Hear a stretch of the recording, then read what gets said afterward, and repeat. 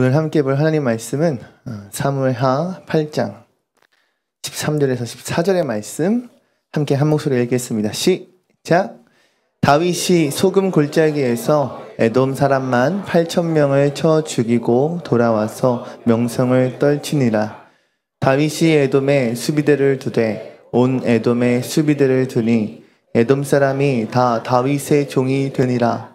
다윗이 어디로 가든지 여호와께서 이기게 하셨더라. 아멘. 오늘 이 시간 이 저녁 예배를 사모하는 우리 주영의 모든 성도 여러분들을 주의 이름으로 사랑하고 축복합니다.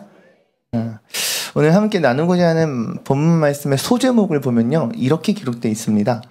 다윗이 어디로 가든지 이기다 라고 말이죠.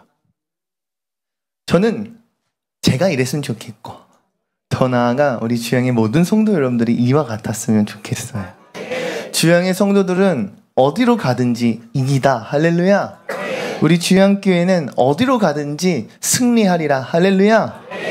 이와 같이 말이죠. 사랑하는 우리 주영의 성도 여러분의 삶 가운데에 이 승리라는 글자가 늘 새겨지길 소망합니다.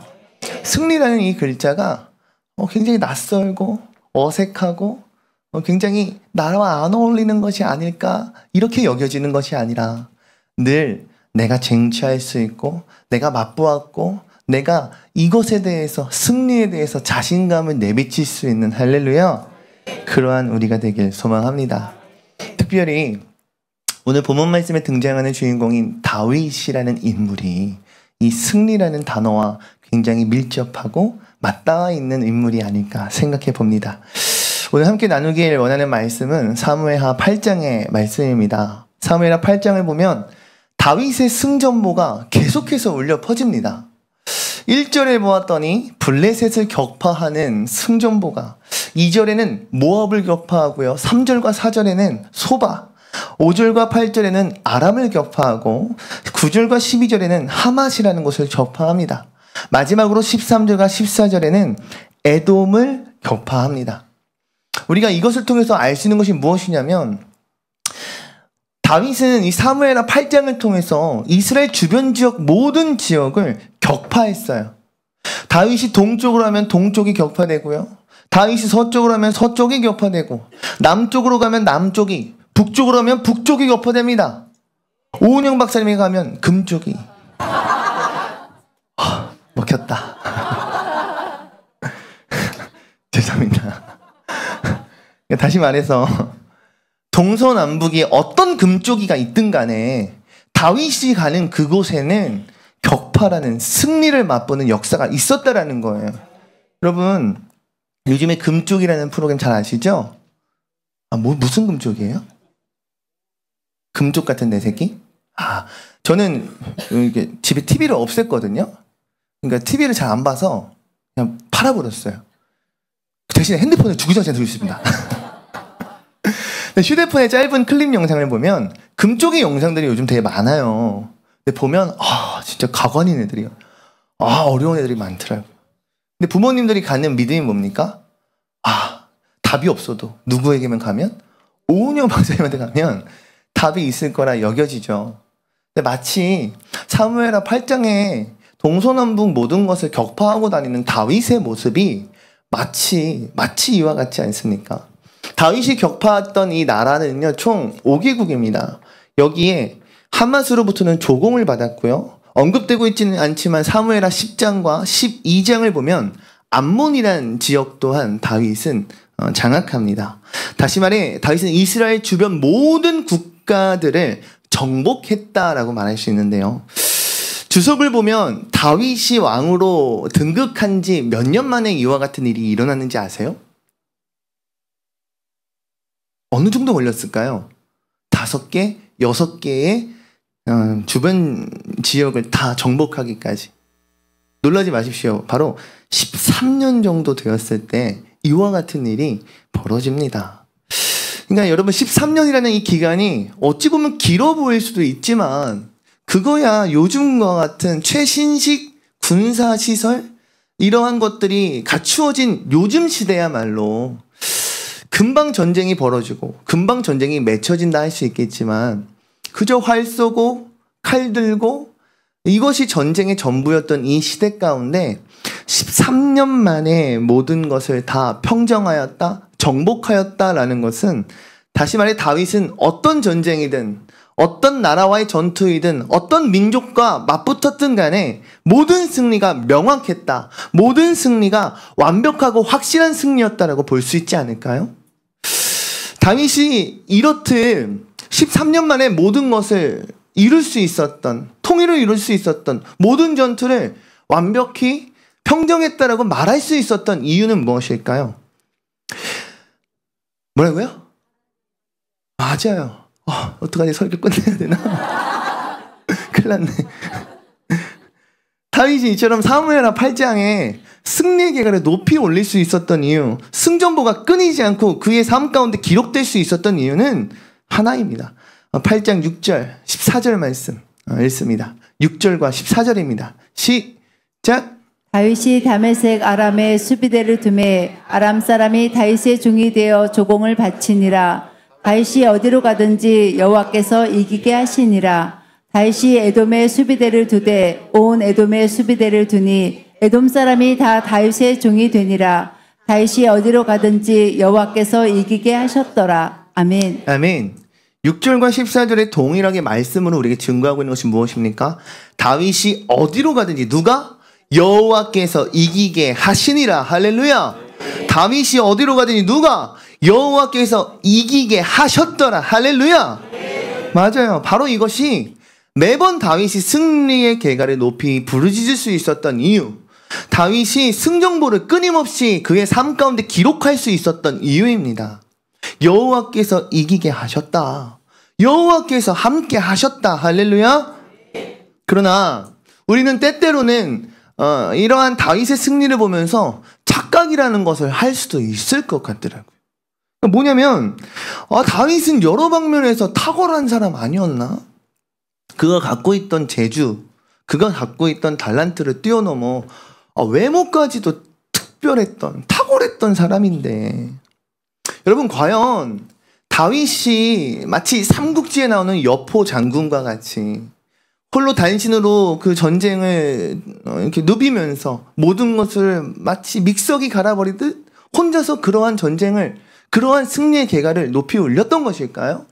아니면 마치 제갈공명과 같은 엄청난 군사력, 지식, 그런 전략을 가지고 모든 승리마다, 모든 민족마다, 모든 나라마다의 그 만남 가운데 모든 것을 승리로 이루었던 것이 다윗의 지략일까요? 아니겠죠.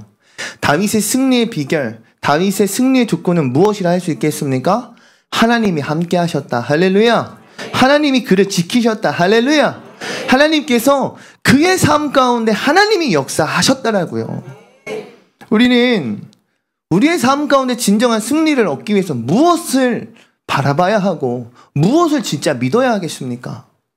잠깐의 승리가 아닌 영원한 승리, 마침표를 찍을 수 있는 승리가 우리의 삶 가운데 어떻게 하면 기록될 수가 있겠습니까? 우리에게 꼭 필요한 것이 무엇이겠습니까? 저는 다윗과 마찬가지로 우리의 삶 가운데도 하나님, 여호와 하나님이 꼭 필요하다 믿습니다. 여호와 하나님이 나의 삶 가운데 마침표를 찍어 주실 때, 할렐루야, 마침표가 찍어지는 겁니다. 주님께서 우리의 삶 가운데 쉼표를 찍어 주실 때, 할렐루야, 우리의 삶이 진정한 쉼을 누릴 수 있는 줄로 믿습니다. 아무리 봐도 다윗은요, 이 사실을 너무나도 잘 알고 있었던 것 같아요. 우리 10절에서 12절 말씀 우리말 성경으로 한번 읽어볼게요. 시작! 자기 아들 요람을 다윗 왕께 보내 무난하게 하고 자신과 전쟁하고 있었던 하닷에셀과 싸워 이긴 것을 축하했습니다. 요람은 다윗에게 은금 청동으로 만든 물건들을 가져왔습니다. 다윗 왕은 이 물건들도 여호와께 바치고 그가 전에 정복한 모든 나라에서 가져온 금은 곧 아람, 모압, 암몬 사람들과 블레셋 사람들과 아말렉에서 가져온 것들과 로업의 아들 소바왕 하닷에셀에게서 빼앗은 물건들도 함께 바쳤습니다. 아멘. 모압 사람들이요, 다윗에게 패배한 뒤 조공을 바치기 시작합니다. 아람 사람들 또한 다윗에게 패배한 뒤에요, 그들의 삶 가운데 있는 조공을 마구마구 바치기 시작해요. 7절 말씀에는 금으로 된 방패도 다윗이 빼앗아 오고요. 나라마다 많은 놋이라는 것도 빼앗아 옵니다. 여기저기 전쟁에서 승리한 이후에 은, 금, 청동, 놋과 같은 이 모든 것을 다윗이 다 취하게 됩니다. 다윗의 것이 됩니다. 그러나 그가 취하였던 그 모든 금은보와 재물군이라 말할 수 있는 것을 누구에게? 하나님께 바치고 있는 모습을 우리가 말씀을 통해 확인할 수 있어요. 여러분, 이것은요, 훗날 그의 아들 솔로몬이 성전을 건축할 때 그 성전을 건축할 수 있었던 원천이 됩니다. 근원이 됩니다. 힘이 됩니다. 사랑하는 성도 여러분, 이것이야말로 다윗이 참으로 마침표 찍을 수 있었던, 어찌 보면 정말 영원한 승리, 내가 정말 모든 것을 평정했다 말할 수 있었던 참된 승리를 얻을 수 있었던 비결이지 않을까요? 무슨 말이냐면, 사람들은 자신이 믿고 따르는 것, 자신이 소망을 두는 것에 투자를 합니다. 이거는 무조건 될 것 같다라는 믿음이 있을 때, 승리의 확신이 있을 때 투자를 한다고요. 그것이 시간이 되었던, 나의 육체가 되었던, 나의 어떤 물질이 되었던 말이죠. 그러니까 내가 알바를 갔어요. 근데 왜요? 사장님이 내가 일한 만큼 돈을 줄 거다라는 이 믿음이 없다면 어떻게 알바를 할 수 있습니까? 그죠? 내가 무언가를 할 때 이 예배도 마찬가지이지 않을까요? 하나님 앞에 내가 나와 나의 이 저녁을 주님께 내어드린다는 것 자체가 하나님을 향한 믿음이 없다면 이룰 수 없는 것 아니겠습니까? 여러분, 하나님을 알지 못하는 사람들은요, 지금 여러 가지 자신의 육체적인 쾌락을 쫓고 있겠죠. 그것이 사람과의 만남이 되었던, 술에 취하는 것이 되었던, 혹은 그 무엇이 되었든 간에. 그런데 그 모든 것을 다 내던져 버리고 이곳에 온 것은 여러분들 나름의 이유가 있지 않습니까? 여러분들의 믿음의 고백이 이 가운데 있지 않습니까? 하나님을 향한 여러분들의 그 흔들리지 않는 마음이 있는 것 아니겠습니까? 다시 말해, 믿음이 없는 곳에는요, 일반적인 사람은요, 투자하지 않습니다. 패배가 예상되는 것, 뻔히 패배가 보이는 곳에 투자하는 사람은 미련한 사람입니다. 다윗 또한 마찬가지 아니었을까요, 여러분? 하나님을 향한 그의 재물의 드림은, 그의 마음의 드림은 그가 무엇을 믿고 있는지 우리에게 너무나도 잘 나타내준다라는 거죠. 그가 승리하는 비결이 무엇인지 우리에게 직접적으로 혹은 간접적으로 고백하고 있다라고 생각합니다. 다윗을 따라 다윗과 같이 하나님 앞에 과감히 투자할 수 있는 저와 여러분들 되길 소망합니다. 할렐루야. 그러나 정말 중요한 것, 모두가 이와 같은 믿음의 고백이 과연 가능한가? 모두가 다윗과 같이 늘 흔들리지 않고 뭐 조공받은 것도 다 하고 내가 얻은 전리품도 다 하나님께 내어드릴 수 있고 뭐 계속해서 하나님의 이름만을 찬양하고, 과연 다윗과 같은 이런 삶이 우리에게도 가능할까? 여러분, 마태복음 19장에 보면 여러분이 잘 아는 부자 청년이 나옵니다. 이 부자 청년, 여러분 어떠합니까? 재물이 많은 청년입니다. 우리 19장 16절 말씀 읽습니다. 시작! 어떤 사람이 주께 와서 이르되 선생님이여 내가 무슨 선한 일을 하여야 영생을 얻으리이까? 아멘. 이 부자 청년이 예수님께 나와 이렇게 얘기해요. 주님, 내가 어떤 일을 해야, 도대체 어떠한 선한 일을 해야 영생에 이를 수 있습니까? 영생을 내가 얻기 위해 무엇을 해야 합니까? 청년이 예수님 앞에 나와 갈급히 구하고 있는 것, 선한 일이 아닙니다. 선한 일을 통하여 내가 무엇을 얻을 수 있는가? 영생을 얻는 비결, 영생을 얻는 비법을 알려달라고 지금 예수님께 나왔단 말이에요. 청년은 지금 갈급함이 있어요. 선한 일에 갈급함이 있는 것이 아닌 그가 영생하는 것, 정말 평안을 얻는 것, 그의 마음 가운데 영원히 쉼을 얻는 것, 이것에 소망이 있다고요. 예수님께서 그 청년에게 이렇게 말씀하십니다. 21절에서 22절 말씀 읽습니다. 시작! 예수께서 대답하셨습니다. 만일 내가 완전해지고자 한다면 가서 내 재산을 팔아 그 돈을 가난한 사람에게 주어라. 그러면 내가 하늘에서 보물을 얻을 것이다. 그리고 와서 나를 따라라. 그러나 그 청년은 이 말을 듣고 슬픔에 잠겨 돌아갔습니다. 그는 굉장한 부자였기 때문입니다. 아멘. 아멘. 영생을 정말 간절히 찾았던 청년. 과연 그가 해보지 않은 일이 무엇이 있을까요? 저라도 쓰고 남는 돈이 있다라고 한다면 예, 없습니다. 네. 없는데요. 있다면 진짜 저도 제가 원하는 바, 나의 소망, 이런 보이지 않는 추상적인 것에 투자를 해보고 싶어요. 내 건강을 위해 필라테스도 막 다녀보고 여러 가지. 근데 중요한 건 이 청년에게 있어서 그의 목표는 많은 돈, 많은 재물이 목표이지 않았어요. 건물주가 되는 게 그의 청년의 목표였습니까? 아니에요. 어떤 직장에 취직하고 높은 자리에 오르는 것, 어떤 명예와 권력을 취하는 것이 그 청년의 목표였습니까? 아니라고요. 아이러니하게 모든 것을 가지고 있었던 그 청년이 간절히 바라고 간절히 원했던 건 눈에 보이지 않는 영생이었어요. 눈에 보이는 가치가 아닌 눈에 보이지 않는 가치를 따라가길 원했고 눈에 보이지 않는 것을 얻기를 소망했어요. 그런 그가 예수님께 나와서 했던 질문이 바로 그거예요. 주님, 내가 무엇을 더하여야, 내가 어떤 선한 일을 하여야 영생을 이룰 수 있습니까? 영생을 얻을 수 있습니까? 예수님은 그 청년의 질문에 답을 하십니다. 성경은 무엇라 기록하고 있습니까? 그 청년이 말씀을 듣고 슬픔에 잠겨 돌아갔다 말씀합니다. 26절 말씀 한번 볼까요? 시작! 예수께서 그들을 보시며 이르시되 사람으로는 할 수 없으나 하나님으로서는 다 하실 수 있느니라. 아멘. 너무나도 큰 부자였던 그 청년은 주님의 말씀을 받고 나서 슬픔에 잠겨 어두운 표정으로 그가 왔던 길을 되돌아가요. 여러분, 사람의 힘으로는요, 주님의 말씀이 내게 왔다 하여도, 내가 정말 원하던 답이 그곳에 있다 하여도 그 답대로 이루긴 어려울 수도 있겠어요. 그러나 26절에서 하나님 우리에게 증거하시는 건 무엇입니까? 사람으로는 할 수 없으나 하나님으로는 할 수 있느니라. 할렐루야. 이와 같은 말씀을 믿는 저와 여러분들 되게 소망합니다. 여러분, 우리가 이것을 통해서 생각해 볼 수 있는 것이 무엇일까요? 다윗이 진짜 추구하였고 진짜 소망을 품었고 다윗이 진짜 간절히 원하고 바라였던 것이 그가 왕이라는 직분 아래에서 행했던 모든 것의 영광이 정말 하나님께 올라가는 그 마음 아니었을까요?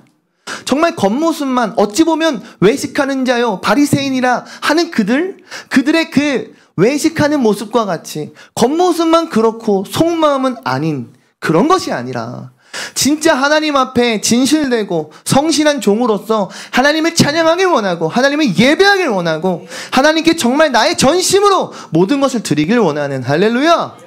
그것이 진짜 다윗의 모습 아니었겠냐고요. 다윗의 힘을 뛰어넘은 하나님이 하시는 은혜의 역사인 줄 믿습니다.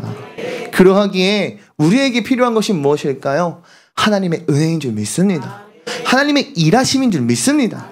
성령님의 충만하심인 줄 믿습니다. 성령님 우리들의 삶 가운데 충만하시면 무엇을 이루실 수 있습니까? 부자 청년과 같이 내가 아무리 많다 할지라도 하나님 내게 감동 주시지 않으면 이룰 수 없습니다.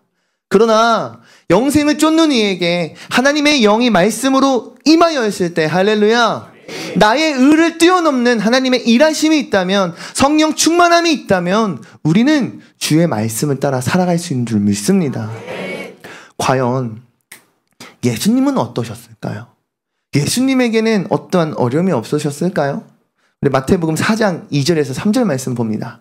우리말 성경입니다. 시작! 40일 밤낮을 금식하신 후에 예수께서 배가 고프셨습니다. 시험하는 자가 예수께 다가와 말했습니다. 아멘.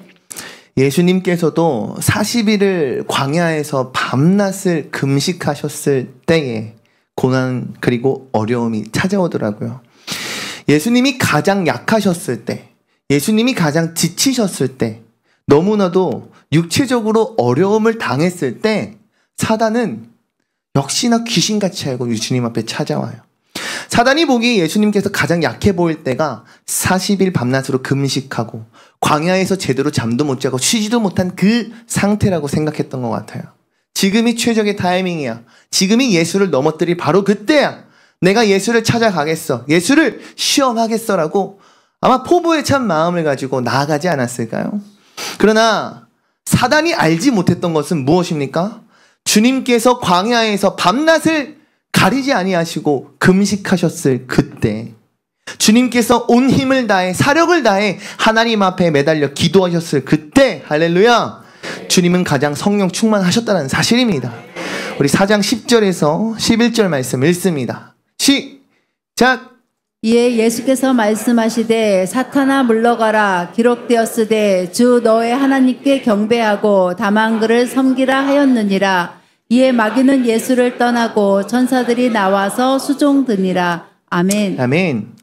예수님 말씀하세요. 사단아 물러가라. 사단아 물러가라 말씀하신다고요.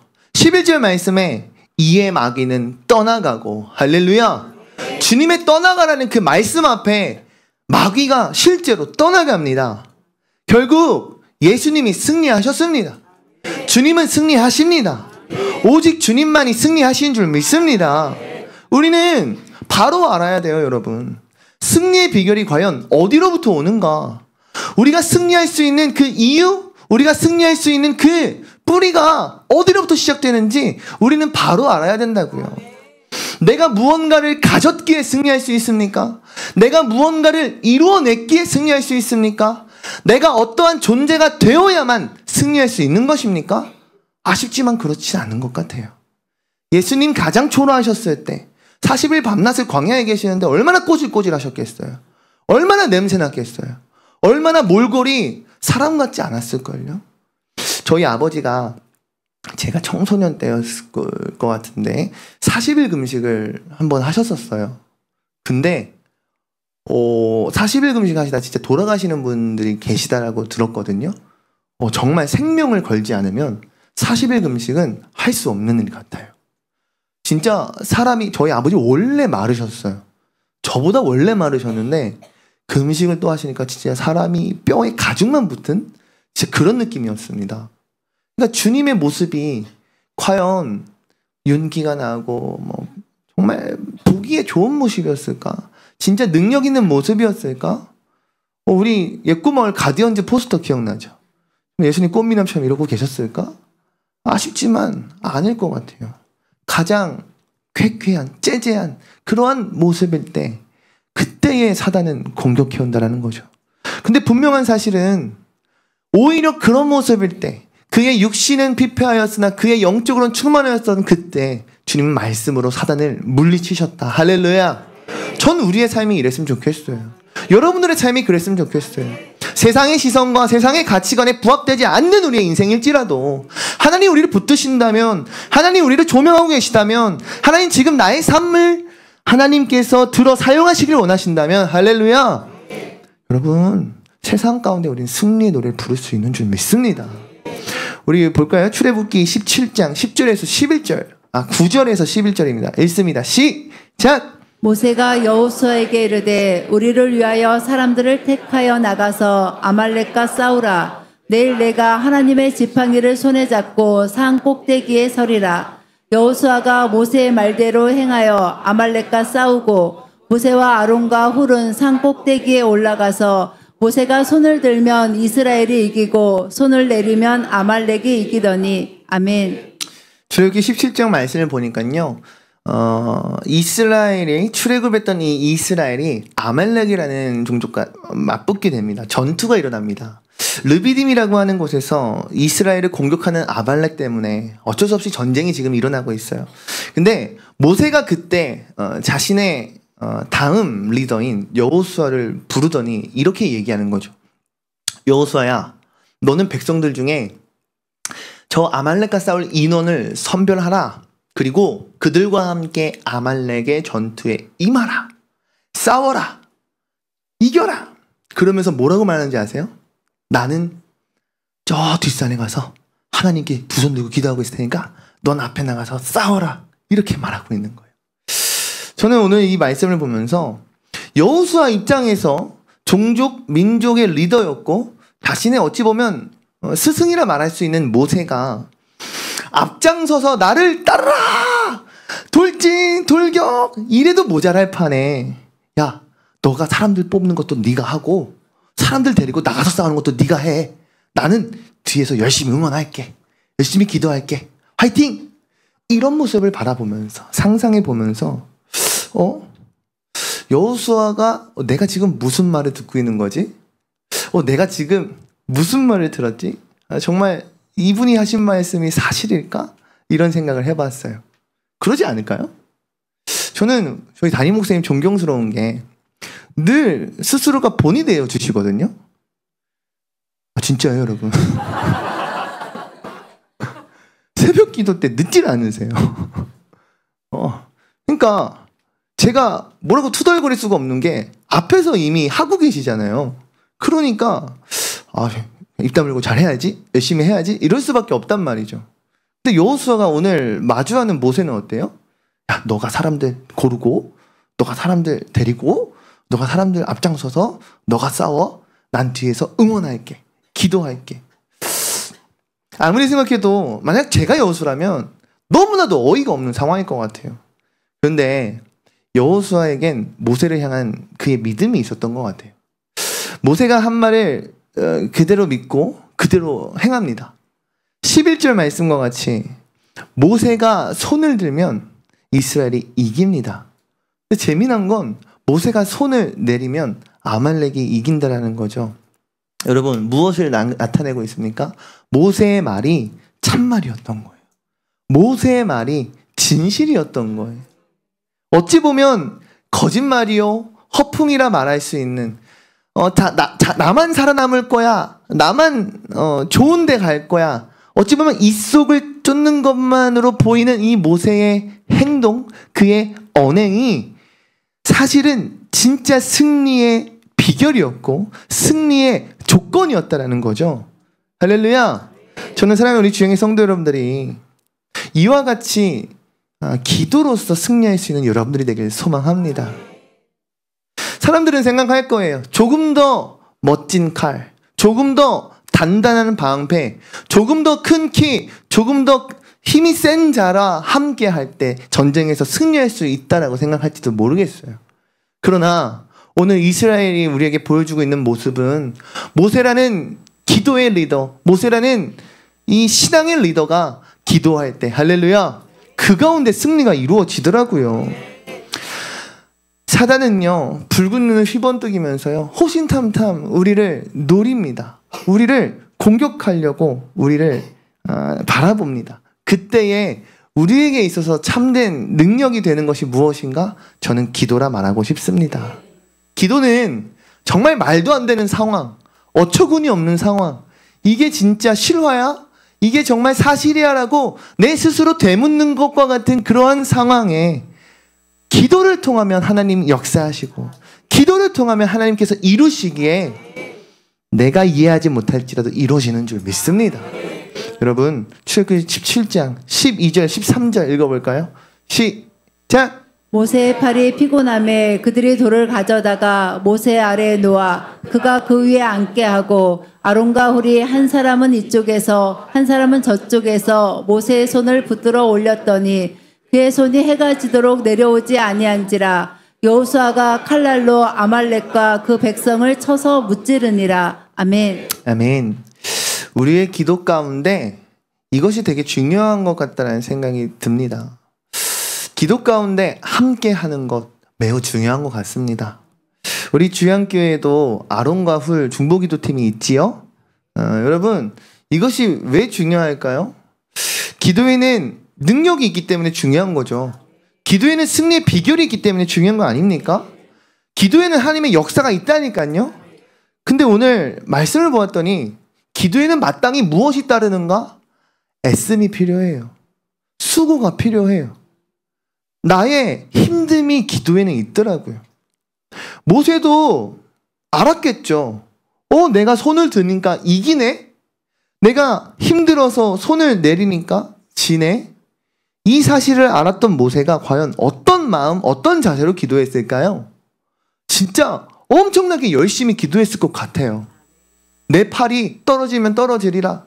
내가 진짜 죽을 힘을 다해 기도하리라. 이런 마음을 갖고 정말 그 지팡이를 들고 힘을 다해 사력을 다해 기도하지 않았을까요? 이보다 쉬운 게 어디 있습니까? 팔을 들어 기도하면 이기고 내리면 지는데. 근데 진짜 문제는 시간이 지나자 그의 육체의 한계가 다다르기 시작한다는 거죠. 팔이 저려오고 팔이 아픔을 떠나서 이제는 감각이 없는 상태에서 버틸 수가 없는 거예요. 내가 내리고 싶어서 내리는 것이 아니라 저절로 내려질 수밖에 없는 거예요. 나는 마음은 정말 가득한데, 의지는 가득한데 그것이 안 되는 거죠. 그때 누가 나옵니까, 여러분? 아론과 훌이 등장하는 거예요.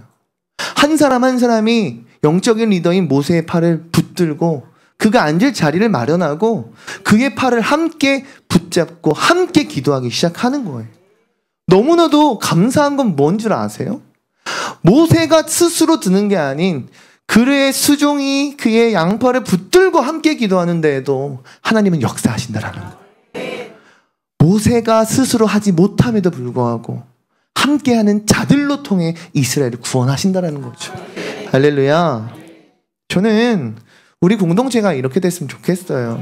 우리 주양교회가 정말 이런 교회 되었으면 좋겠어요.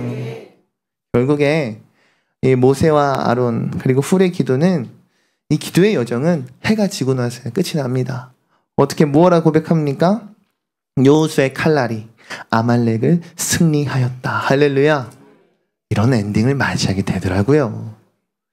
우리에게 중보기도 매우 중요합니다. 서로가 서로에게 중보기도자가 되어주는 것 얼마나 귀한 일입니까? 얼마나 큰 축복이 됩니까? 얼마나 큰 은혜가 그 가운데 임합니까? 우리 전도서 4장 12절 말씀 볼까요? 읽습니다. 시작! 한 사람이면 패하겠거니와 두 사람이면 맞설 수 있나니 세 겹줄은 쉽게 끊어지지 아니하느니라. 아멘. 한 사람이면 패하겠거니와 두 사람이면 맞설 수 있다.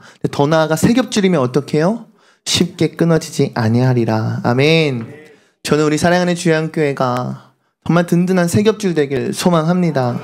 우리의 기도는 결코 쉽게 풀어지지 않을 것입니다.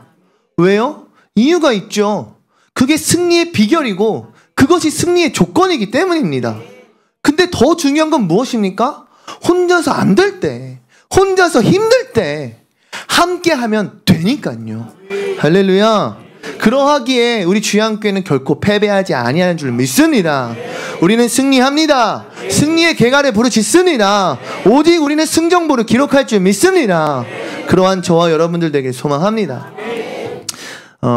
말씀을 정리하고 싶어요.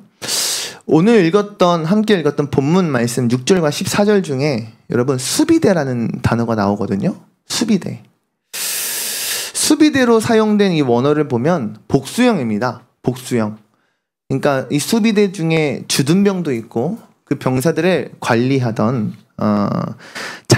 장관들도 그 가운데 다 포함되어 있다는 거예요. 근데 중요한 건 그곳에서 수비대가 있는 그곳에서 아람의 사람들이 다윗의 종이 됩니다. 수비대가 있었던 그곳에서 에돔의 사람들이 다윗의 종이 됩니다. 성경이 그렇게 표현하고 있어요. 수비대가 있는 그곳에서 다윗을 향한 조공이 일어나기 시작해요. 아람도 에돔도 동일하게 해요. 역시나 동일하게 수비대가 있는 그곳에서 하나님을 향한 예물이 올려집니다. 이것을 통해서 우리가 생각해 볼 수 있는 건 뭘까요? 다시 말해 수비대가 있는 그곳에서 전쟁은 끝났지만 여전히 이루어지고 있는 일은 무엇일까요? 바로 다윗의 통치가 여전히 그 가운데 이루어지고 있다라는 사실이더라고요. 할렐루야. 저는 우리 주양교회의 수비대가 여러분들이 되어줬으면 좋겠어요. 이미 승리의 계가를 맛보았다면, 이미 승리의 승전보를 우리가 기록하였다면 우리가 하나님 앞에 수비대가 되어서 주님, 이곳은 아직 주님의 통치가 이루어지고 있는 곳입니다. 주님, 우리의 삶의 이곳을 내가 지키겠습니다. 주님, 나로 인하여 하나님 더 역사하여 주시옵소서. 더 말씀하여 주시옵소서. 더욱더 주님의 나라가 임하게 하여 주시옵소서. 이와 같은 역사 있는 여러분들의 삶이 되길 소망합니다. 할렐루야. 우리 청년부 가셔야 되죠? 청년부 오늘 안 가시나요? 아, 올라가셨어요? 안 가세요? 오케이. 좋아요. 할렐루야. 우리 마지막으로 8장 15절 말씀 읽어볼까요? 8장 15절입니다. 시작. 다윗은 온 이스라엘을 다스리되 그 모든 백성들을 올바르고 의롭게 다스렸습니다. 아멘. 다윗은 온 이스라엘 다스리되 그 모든 백성들은 올바르고 의롭게 다스렸다. 할렐루야.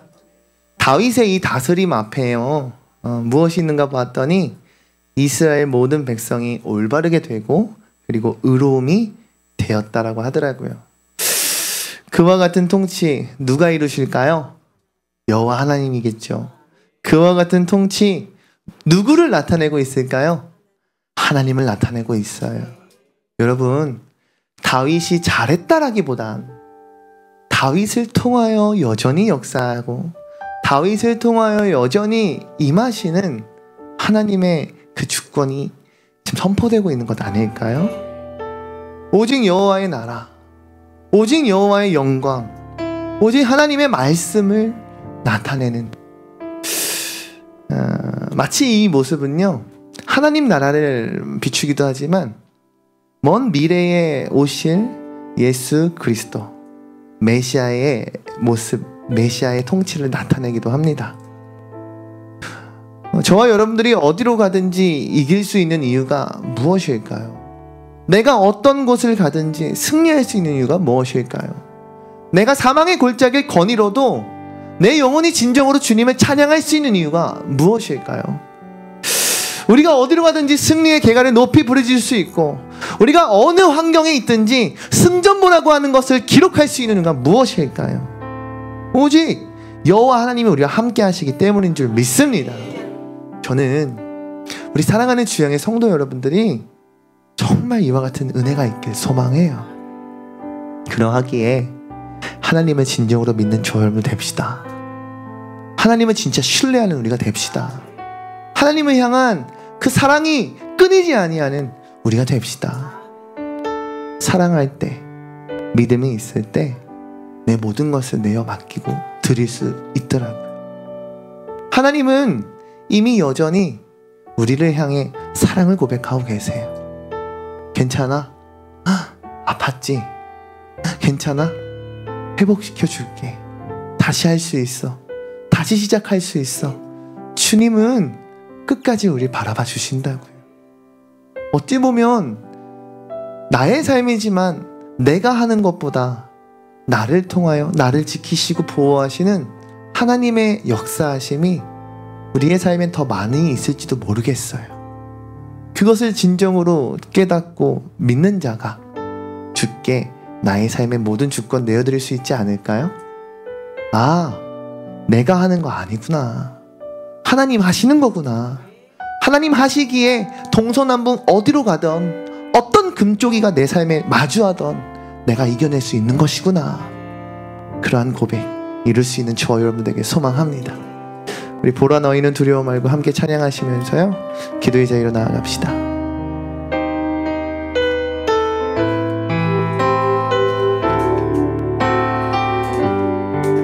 함께 고백할까요? 보라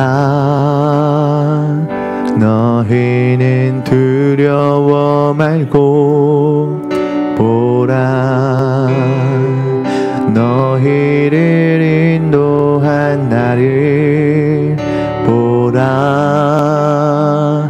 너희는 지치지 말고 보라.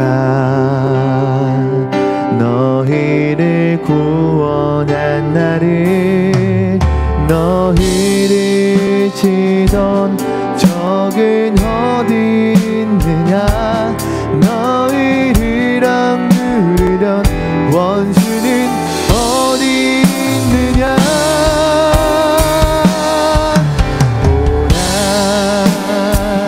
하나님 능력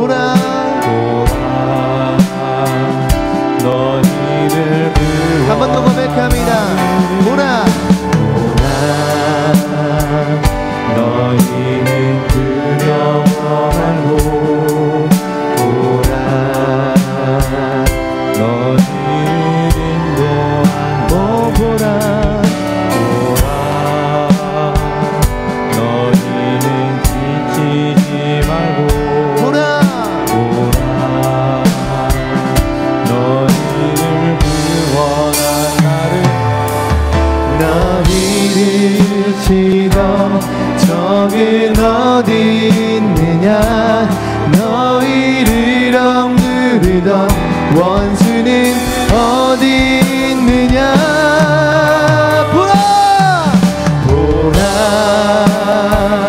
하나님 구원을 보라 하나님 능력을 너희를 위해서 쌓으시는 주의 손을 보라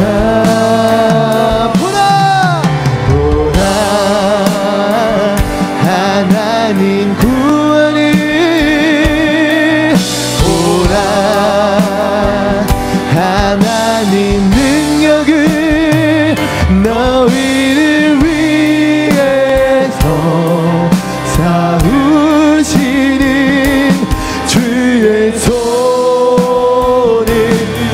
우리 다시 한번 찬양하면서 기도의 자리로 나갑시다. 보라 하나님 구원을 보라 하나님 능력을 너희를 위해서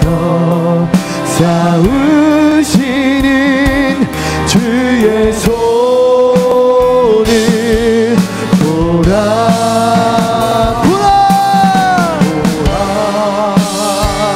하나님 구원을 보라 하나님 능력을 너희를 위해서 쌓으시는 주의 손을 우리 마지막으로 고백합시다. 보라 아멘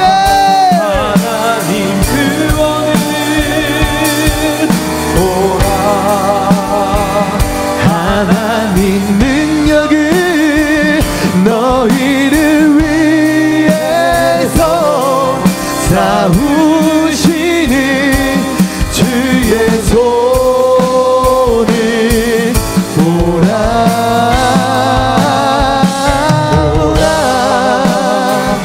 하나님 구원을 보라 하나님 능력을 너희를 위해서 쌓으시는 주의 손을 보라 하나님 온전히 주님 앞에 다윗과 같이 나아가는 우리에게 소망합니다. 하나님 우리를 사용하여 주시옵소서. 하나님 우리를 붙들어 주시옵소서. 우리 이 땅 가운데 하나님의 승리의 개가를 울릴 수 있는 그런 주의 교회 되게 하여 주시옵소서. 승리의 승전보가 끊이지 아니하는 우리 교회 되게 하여 주시옵소서. 그러하기 위하여 주님을 참으로 믿는 우리 되게 소망합니다. 주님을 참으로 사랑하는 우리 되게 소망합니다. 하나님의 역사가 우리의 삶에 있을지어다. 하나님의 일하심이 우리의 삶에 가득할지어다. 성령 충만함의 감동이 성도들에게 가득할지어다. 말씀을 기억하시며 주여 세 번 크게 부르짖고 함께 통성이로 나아갑시다. 주여